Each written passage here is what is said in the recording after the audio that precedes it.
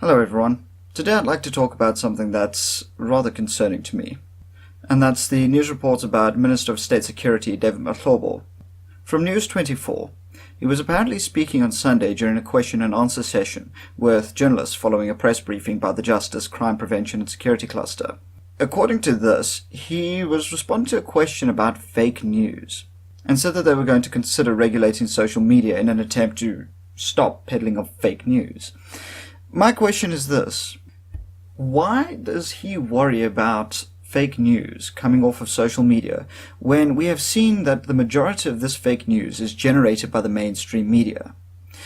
Most obviously used by the large corporations such as CNN, BBC. These large corporations have been just spewing out the biggest load of crap that I've ever seen.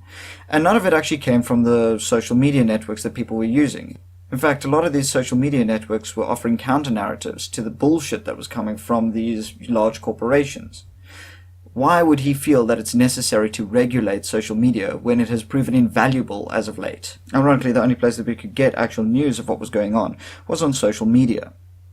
In fact, social media has been used to rally peoples throughout the world in protest of various authoritarian governments who are intent on preventing people from just living out their lives. I'm just flabbergasted that he would think this.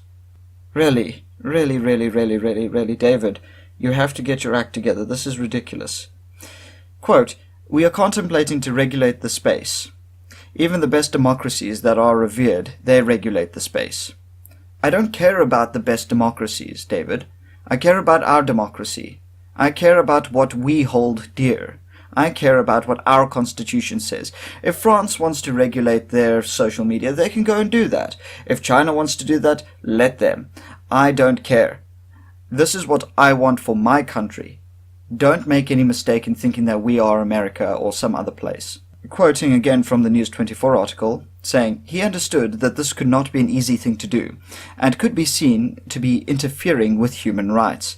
Of course it's interfering with human rights. Our Constitution guarantees free speech. Social media constitutes part of that speech, and you represent the government. Therefore you cannot and will not interfere with our ability to communicate, no matter what your goals are. And finally, the article closes with, aside from people misrepresenting themselves on social media or even purporting to be others, he said problems included photographs being set up to depict fake scenes. That worries me so much. What fake scenes? What fake scenes have been set up? Really, do tell me. If you're talking about fake scenes of policemen at mines, or fake scenes of general political misconduct, what fake scenes, David? What fake scenes? If you're talking about fake scenes of police and their riot shields, etc., those aren't fake. Those are quite real.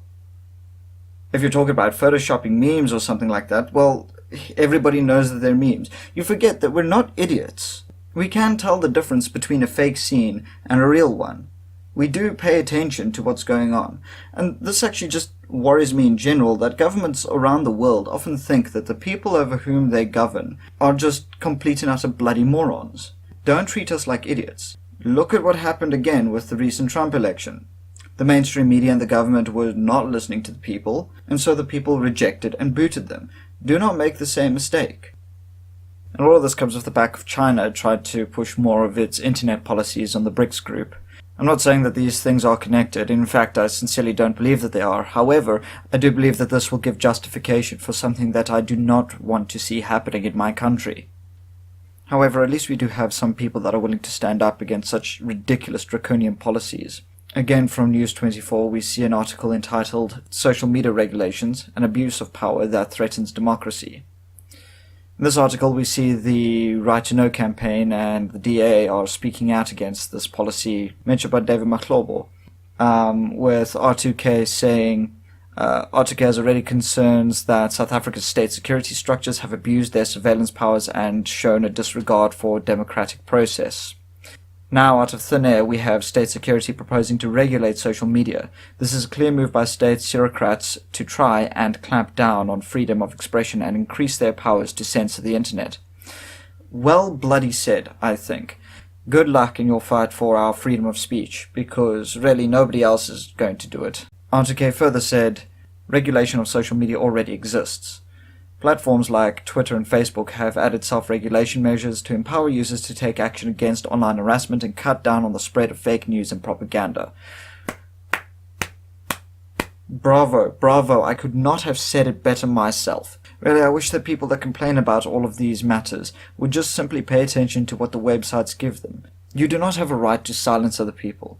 However, they do not have a right to be listened to, and you should take that in your stride. If somebody's harassing you and calling you funny names, just ignore it outright. There's no reason to go censoring everyone and everything just because you feel bad, especially when the government is involved. I personally believe that government should be criticized at every turn, and every chance we get they should be taken down a peg. Governments have a lot of power, and we cannot allow them to run amok with it.